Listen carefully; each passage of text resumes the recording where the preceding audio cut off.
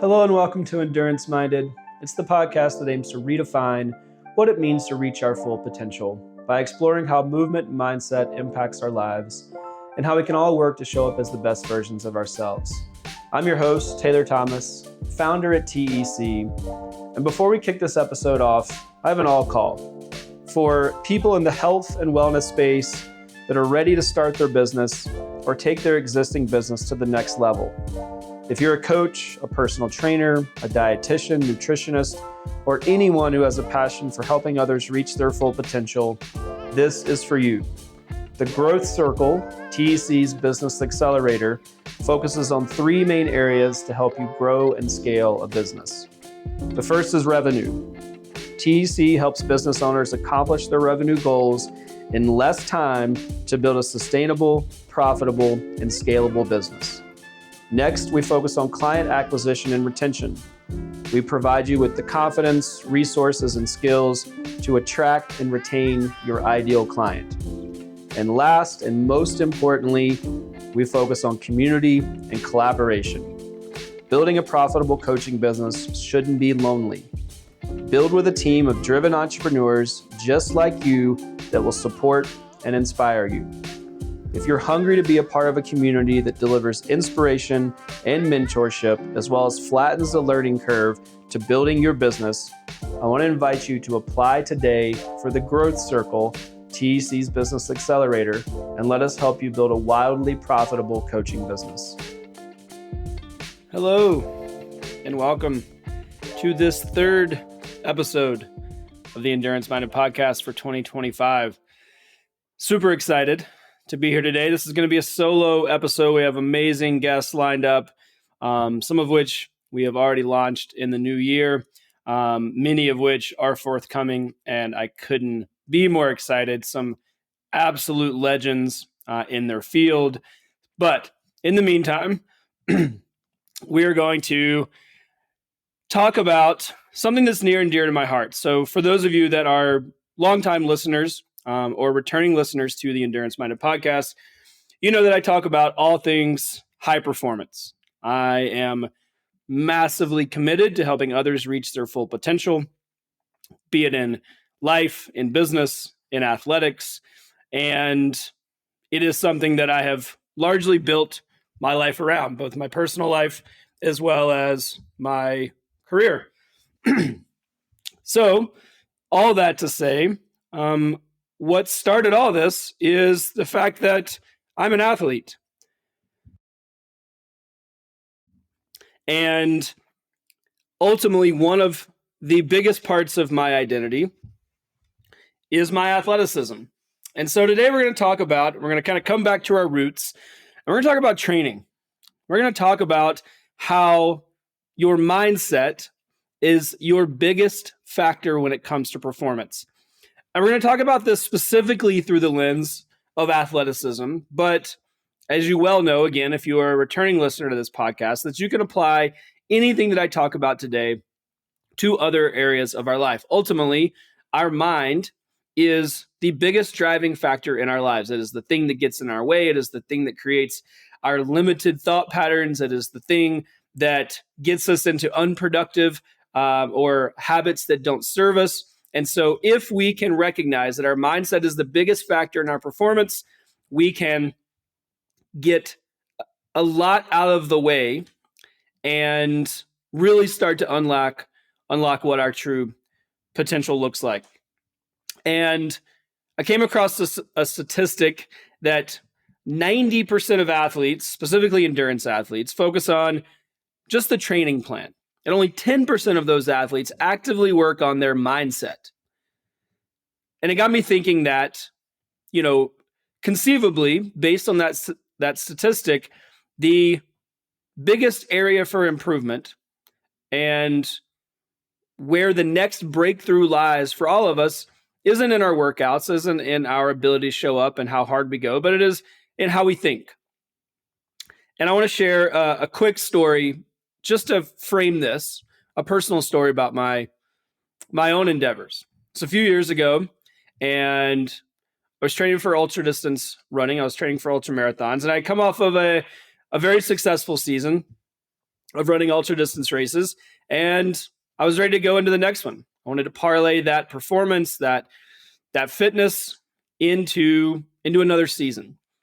And so finished out that season in September or October. Didn't really take much downtime and was really ready to get it going when the top of the year came around. Signed up for some more events and got the season lined out and dove right into training. And what I quickly realized is that I hadn't given myself enough time to recover. I was plagued with injury, and I was still trying to push through. And where I found myself was a real kind of push and pull, or a real just situation that I think so many of us find ourselves in. And again, this isn't all areas of our lives, but certainly in sport, is that I was at a crossroads. What I really knew, if I was honest with myself, is I knew that I needed to pull back. I knew that I needed to focus on recovery. I needed to focus on mobility. I needed to get my running mechanics right. I needed to go to the PT more. I needed to do more massage. The list goes on. But that wasn't particularly sexy. And so in the other direction, the other option in my mind was I needed to train more. If I could just push through, if I could just get stronger, if I could build resiliency, then it'd all go away.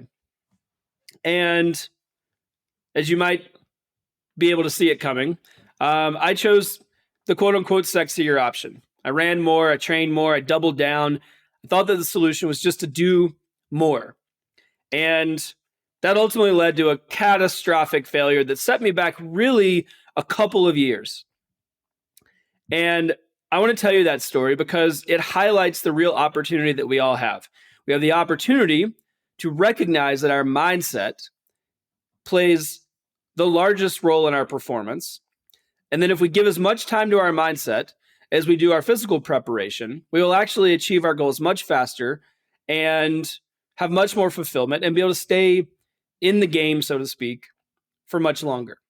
And so my promise to you is that by the end of this episode, you'll have practical mindset strategies to break through all these barriers that are in your way. Break through all of these things that you feel like are stopping you. Again, these limited beliefs, these negative thought patterns, and actually train with more confidence, consistency, and resilience so that you can accomplish your goals. But again, we're not going to do that through the quote unquote more traditional lane. We're going to look at it from the perspective of our mindset. And so let's dive in and talk about why your mindset determines your performance. And let me just give an overarching caveat here. If you've made it to this point in the episode, I'm not just talking about ultra distance athletes. I'm talking about anybody. So if you're someone who is trying to stick with your New Year's resolution, someone who's trying to get out and walk more consistently, if you're someone who is just trying to feel better in your body so that you can share in particular experiences with family and friends, be outside, be more active, or you're training for some super long, hard event, all of this applies. So I might use some terminology that is catch-all. I might say endurance athlete. I might say athlete, and you might not see yourself or recognize yourself in that language. I want you to know that if that is you, I'm speaking to you. This applies. And if you're on the other end of the spectrum and you have a very strong athletic identity, then this absolutely applies. So across the spectrum, no matter where you're at, I am talking to you. So let's talk about why your mindset determines your performance. And we're going to get real nerdy here. We're going to get into some details and some statistics to support what I'm talking about, because I want you to understand that this is not just fluff. This is not just a nice to have. This is not just wouldn't it be nice if I could do that? This is science. And we put a tremendous amount of science and a tremendous amount of data on the performance related elements of our athletic pursuits. And I want you to hear that the same thing exists for the mental and mindset components as well. So a study in the Journal of Applied Sports Psychology found that athletes who engage in mental training techniques improve performance by 13 to 20% compared to those who only train physically. Now, I want you to think about that. That might not sound, or maybe it does sound, like a big number. But when I first read that, I was like, I don't know, 13 to 20%, maybe that's nominal. False. The more that I thought about it, the more that I recognize that is massive. Let's think about this from a power perspective. If you could go 13 to 20% faster on your run, if we're talking about the bike, if you could put in 13 to 20% more power, if you saw a 20% increase in your FTP, even if you saw a 10% increase in your FTP, it would take a tremendous amount of training. And so my point is that it is outsized gains for the input required to work on your mental performance versus the effort and energy required to move the needle in the same direction to the same quantity as it would be your physical input. Right? It would take you, let me boil that down or make that very simple. It would take you a hell of a lot more effort, time, and energy to see a 13 to 20% gain in performance if you just trained harder. And in fact, it probably wouldn't happen because en route to that, you would burn out, get overtrained, or injured. So your mental performance is actually one of the biggest things that you can set your sights on because it's actually going to yield performance. The reason that this works is the brain-body connection. Right? You might have heard of the central governor theory. Essentially, this is the theory that states that our brain controls everything. It is the governor of our bodies, what we think we do, what we think we feel, what we think we act on. And so the brain-body connection is very, very real. Your brain controls how much effort you believe you can exert. If your mind isn't trained, you're going to give up before your body actually needs to. How many times have you been here? Right? You've decided ahead of time that you're not ready. You don't have it in you. You're not motivated. I'm going to use quotes on that. Motivated. It's not the day. It's not the, right? And whether or not that is or isn't the case, my point being is that we set the tone for our physical performance that we can realize long before we show up to the actual opportunity to exert ourselves physically. So long before we make it to the gym, long before you get on the treadmill, long before you put on your cycling kit, you have already decided how that workout is going to go. Or you have certainly dramatically informed the outcome of that workout and how your body is going to process that training load before you ever make it to the actual workout. Mental fatigue impairs endurance performance by upwards of 15%. So this is based on research from Sports Medicine Journal. Again, I told you we're going to get into the weeds here. I'm going to give you some very real statistics that support what I'm saying. 15%. So mental fatigue. So if you're not fresh, if you're not working on your mental performance, if you're not working on your mindset, on your self-talk, on your visualization, on getting rid of those limiting beliefs and those negative thought patterns, you are already have reduced your input by 15%. So showing up with a mind that is prepared will make sure that your body is prepared as well. So I really want you to think about that, right? What can you do? What kind of thought patterns do you show up to your workouts with? This is going to be hard. I'm tired. I'm going to give you a few common limiting beliefs that hold us back. And I want you to see if you hear yourself in any of these. And the list could go on and on. I'm going to give you 3. I'm not fast enough. So this leads to imposter syndrome, poor performance, because we think that speed is what dictates our athletic identity. We think that whether or not we are fast is what makes us the sum total of the effort worth it. I stated that at the beginning of this, that I'm talking to everyone. I don't care how fast you're going. 1, it doesn't matter. 2, the sum total of the effort is always worthwhile. I don't care if you're walking or you're the fastest man on the planet. Speed doesn't have anything to do with it. Another one, common limiting belief that's holding us back. I have to train more to get better. Very simply, this leads to overtraining and burnout. Right? I gave you my personal story at the top of this episode. That's what happened to me. I knew that I should listen to my mind. I knew that I should prepare my mind to recognize the value in engaging in the process, to pull back, to give myself space. I want you to recognize that before I took any physical action in that direction, that was a mental struggle, right? I didn't believe it internally. And so it held me back, right? So I have to train more to get better. So often that is not the case. Now, of course, you have to put in the requisite hours required. If you have big goals, you're going to have to train at some baseline levels, but also that is the runway required to do that is often less than we think, and we put way too much pressure on ourselves. And we start too early. We train with too much intensity, and again, that's in our heads, right? That's because we think we're not good enough, and the only way to get better is to train more. The last one is I'm just not motivated today.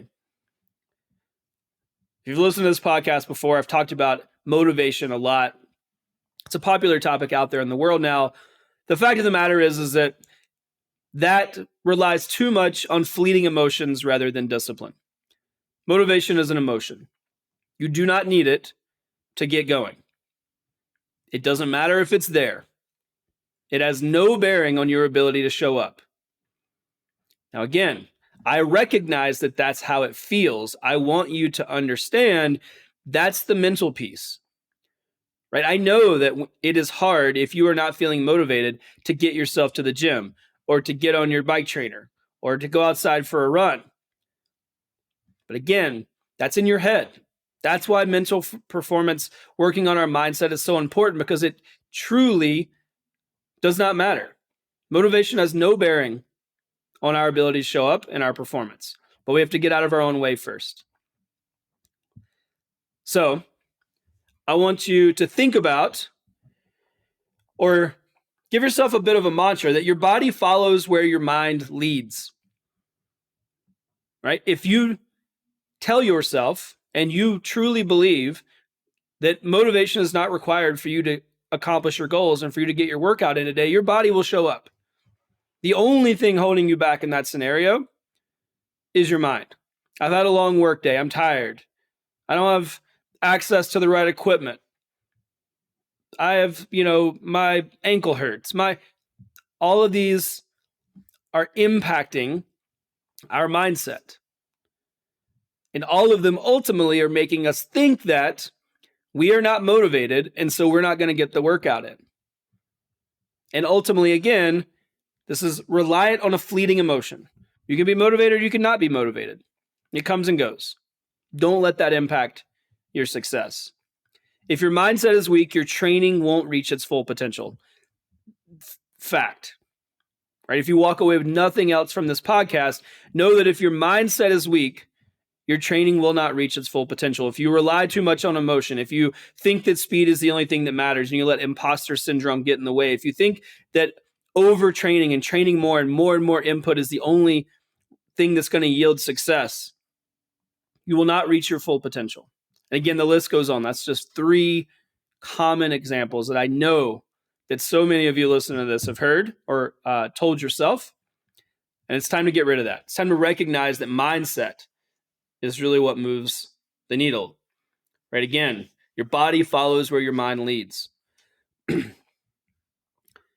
right, let's talk about 3 key mindset shifts that are going to yield success. As always, I want to give you very, very actionable guidelines here, because you're going to say, well, it's really hard.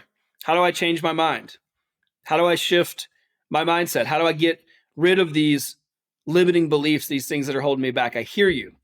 It's a daily practice, for one, right? The human condition is that we are saddled with limited beliefs, right? We are the mammals that bear that burden. Nobody else is walking around. No other animal is walking around wondering whether or not they're good enough. They're not wondering whether or not they do or don't have the skills and tools to accomplish their goals. That's a uniquely us thing. And so it's something that never goes away. And I think that's a common misconception, is if you work on this stuff enough, you won't have to battle with it. No. You develop the tools and the skills to overcome it every single day. It doesn't bog you down. It doesn't derail you from your goals. It doesn't go anywhere. You're just equipped to manage it. All right. First thing, number one, for a key mindset shift, we're going to think about having a growth mindset versus a fixed mindset in training. So what do I mean by that? So a fixed mindset is going to sound like I'm either naturally talented or I'm not.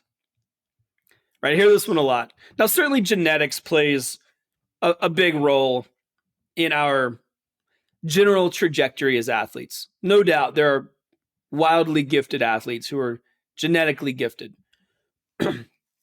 Those athletes have gone on mostly to be professionals, right? We see them in the news, we see them on TV, we see them, right? They rise to the top. The rest of us, it doesn't really serve us, right? So that fixed mindset of, I'm either naturally gifted or I'm not, what does that do for us? A growth mindset in that same scenario is that every training session is an opportunity to get better. I'm going to play the long game. If I show up, I focus on consistency. I don't let motivation run my habits. I don't let it drag me down. Then I know that every training session is an opportunity to get better, and the sum total of the effort will yield results. It is impossible to stay consistent for really long periods of time and not get better at something. You will improve. I don't care what it is. So, fixed versus growth mindset. Kind of a practical tip that you can use to deploy that is I want you to start tracking progress-based wins instead of just outcomes. Again, if you've listened to this podcast at all, you know I talk about progress or process-based wins a lot. Outcome-based wins are fleeting. I crossed the finish line. I did the thing. I went on a particular distance ride or run. I reached a weight. Those are outcome-based goals. Those are finite. You reach them and then there's something on the other side of them. For tracking process-based wins, we're going to say, a win for me is I pushed through the last mile even when I wanted to stop.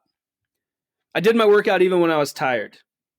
I showed up at the gym and I had a million things going on and I had every excuse to leave. And I worked a massive work day, but I showed up and I gave it my best. Right? And document that. Right? What that's going to help you do is it's going to reinforce, one, the discipline required to do things when you don't want to do them. Again, motivation versus discipline. But it's also going to build those neural pathways to help you recognize those wins along the way.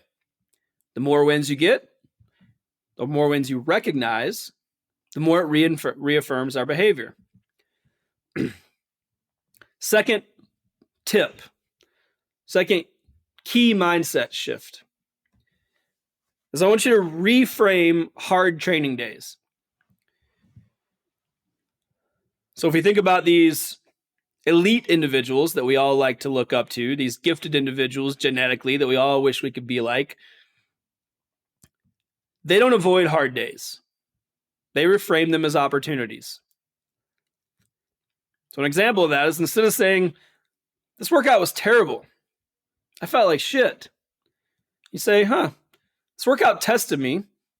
I'm stronger for it. I know some things about myself. I learned. That's another good data point. I got a lot of workouts on the other side of this.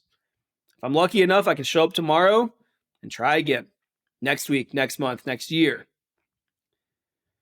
So we don't think about the hard days as losses. If they're hard, good. Part of reaching our full potential, part of pushing through and recognizing what we're capable of is doing hard things. If you want to accomplish something different, you have to do and be someone different. You have to do different things and be a different person. You do not get different results by doing the same thing.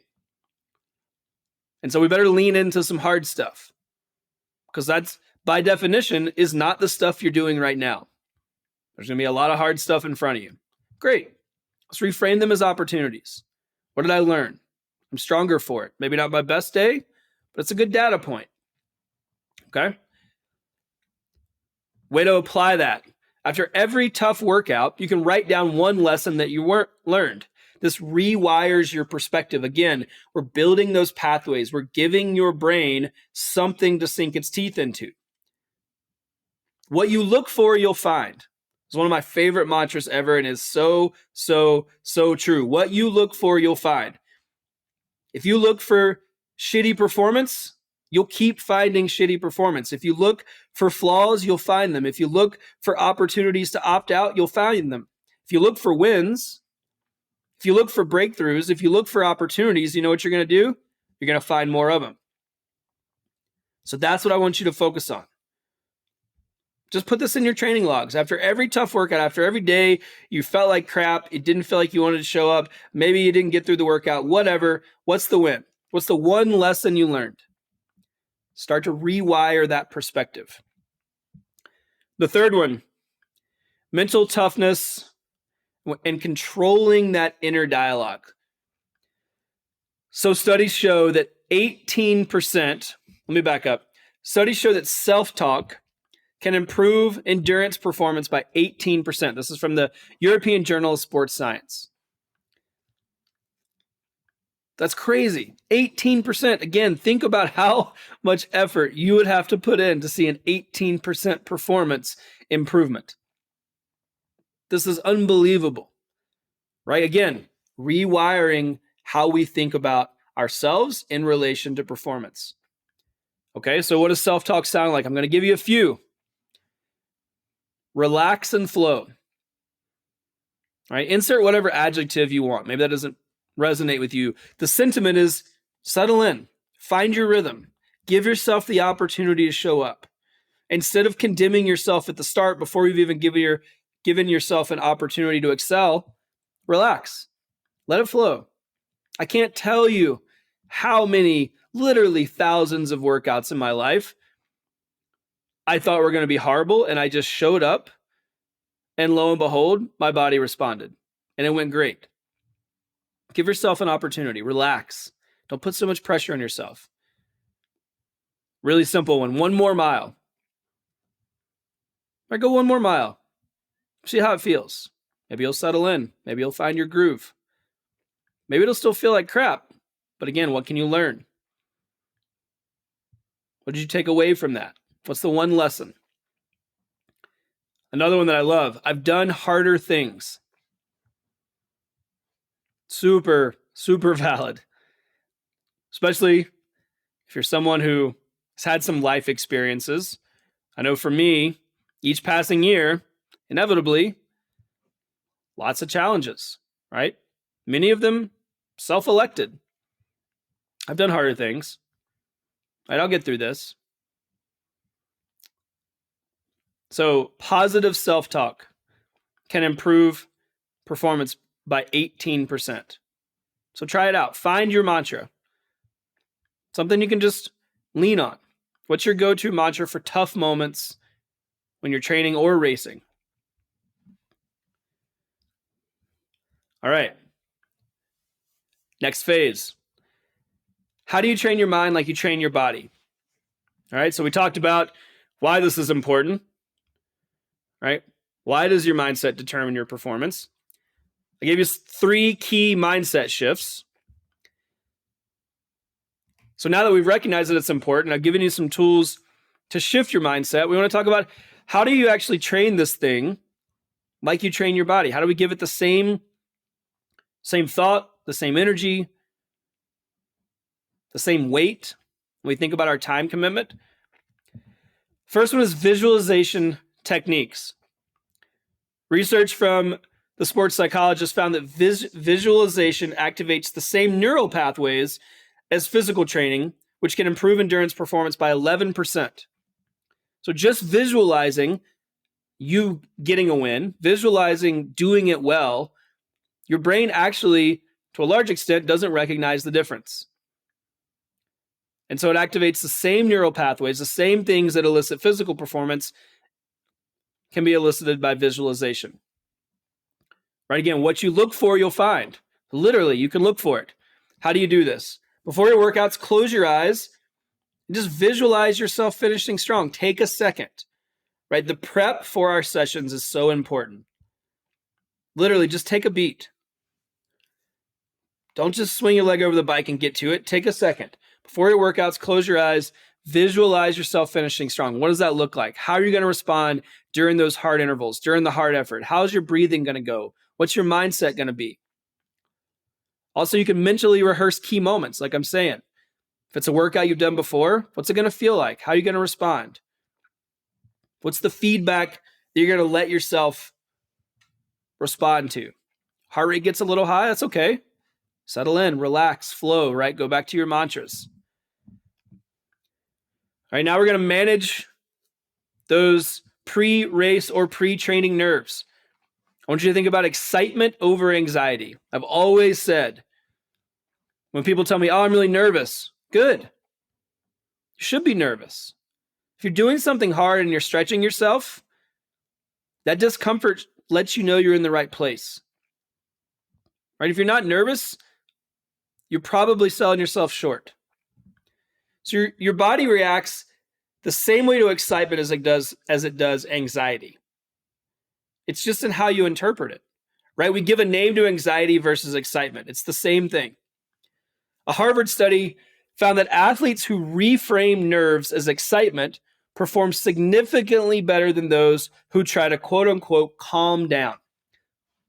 So it's a reframe, right? We're giving another name, we're giving another identity to that anxiety. We're going to call it excitement. We're going to recognize that it's the same thing. So instead of trying to calm our anxiety, we're going to reframe it into excitement. We're going to do this long before we get to the event or the hard training session. And one way to do this is, instead of saying I'm nervous, say I'm excited to test my training today. Because that's really what it is, right? If you're someone who's showing up consistently and you want to get better and you want to improve, any hard thing that you do is just an opportunity to test what you've been working on, right? It's just an environment to put what you've been showing up for consistently to the test to see how it goes. And then how to apply this, the third one, I want you to think about the 1% rule. So small mental wins every day. You didn't improve your fitness overnight, right? If you were somewhere from a fitness perspective, from a physical preparation perspective that you have not been before, it did not take you a week or a month. It took you a long time. Many, many months, many years. These things are small, small building blocks that stack on top of each other season after season. The mental preparation, your mental game is the same. So if you improve your mindset by just 1% every day, that compounds into huge shifts over time, right? So I'm not saying this is a wholesale change. You're going to feel better tomorrow if you implement all these things that I'm talking about, but I am saying that you can start to stack the bricks. Start journaling 1 win per day again after the workout. Write down, what did you learn? What's the lesson you learned? What's one takeaway? Write your 1 win per day. Start to flex that mental muscle. Spend 2 minutes visualizing success before workouts. Again, light lifts. I'm not saying that this is some wholesale change. These are light things, small touch points that start to reframe how we think about ourselves and our performance. Spend 2 minutes visualizing that success. How do you finish strong? What's it going to feel like in those intervals? How are you going to respond when things get hard? You can also shift negative self-talk to neutral or positive reframing. Again, anxiety to excitement. I'm not good enough. I haven't trained enough. I'm not fast enough. What's it sound like to shift that? I'm exactly where I need to be. I've done everything that I can do. I've been as consistent as I possibly can. I trust myself. I've done harder things. Again, shift that negative self-talk to that neutral or a positive reframing. The neutral piece is that it also doesn't have to mean anything. We don't have to have particularly strong feelings every single time. Sometimes you can just show up and do it. That's okay too. All right, so let's wrap it up. Key takeaways. Again, I want this to matter. This, from a personal perspective, this is the biggest thing that I have ever worked on in my entire life. Of all the things that I've accomplished physically, of all of my accomplishments in any realm of my life, understanding that my mind is what moves me has been the single biggest performance upgrade and advantage that I have developed. And I continue to develop it. Again, these things don't go away. We just have to flex the muscles. So key takeaways. Your mind limits you before your body does. You got to train your mind like you train your body. If your mind's not there, your body's going to follow. You were doomed before you ever got on the bike, out for the run, in the pool. Self-talk, visualization, and reframing tough moments can increase performance by up to 20%. Right? So let me say that again. Everything that we've talked about self-talk, visualization, reframing those tough moments, it actually has benefits. This is not fluff. This is not a nice to have. This is not a when I get around to it. 20% performance improvements. You're not going to get that by training any harder. I promise. Take it from someone who knows. Third, key takeaway. Every breakthrough starts in your mind. Small mindset shifts compound into major performance gains. Again, pick one. Pick one you can do for the next week or the next month, or start with the next week, then build to the month. Again, write what's your small win? Journal one win per day. Spend some time visualizing. Shift that negative self-talk. Come up with a mantra. Right, pick one. These breakthroughs happen. Things compound. Small mindset shifts compound into major performance gains. And so I want you to take one mindset strategy from today and I want you to apply it to your next workout. I want you to try one new mantra, one visualization technique, one way to reframe how you show up. So I know that you've struggled with this. We all have. This is the human condition. So if you're listening to this and you're like, I don't know how, yes, you have. None of us think that we're prepared. None of us think that we have everything we need. None of us think that we are as good as we want to be or would like to be. So I'm talking specifically through the lens of performance today and our athletic identity. But again, this applies to all areas of our lives. You can replace this language with anything, whether it's how you show up for your family or your job. It starts in your mind. Your body, your actions follow your mind. And so again, I want you to try something, right? The takeaway, if you get nothing else out of today, I want you to try one new mantra, one visualization technique, work to reframe these negative thought patterns to show up in a more meaningful way so that you can increase your performance. You can increase the yield in the outcome that you get. And lastly, I want you to share this episode. This applies to everyone. There's no one on the face of this earth that doesn't have these negative beliefs. So who can you share it with? A training partner, a friend, a coworker, a family member? I want people to hear that it is possible to get more out of yourself without giving more. That's the key piece here. Is I'm not asking you for a bigger lift. I'm not asking you for more of your time. I'm not telling you that to get more, you have to do a ton more. I'm asking you for 2 to 3 minutes a day to see massively improved benefits on the other side of that. And you're going to feel better. It does not feel good to be bogged down by our mental state. I'm tired. I don't have enough. I'm never going to do it. I got too much going on at work. All the stuff. You can unpack that. You can rewire how we move through our days. Doesn't mean that we're not going to have stressful days. We're not going to have tough periods. But again, it's a muscle to be worked, and you can start to override these things. Lastly, if you haven't yet, please rate and subscribe. Rate this podcast on your favorite platform. Let us know what you think. It means the world to me. It is the lifeblood of podcasts, and I'm grateful and appreciative to everyone who has taken the time to do that already. If you haven't, take a second, whatever platform you're listening on right now, please rate this podcast and subscribe. New episodes every other Tuesday.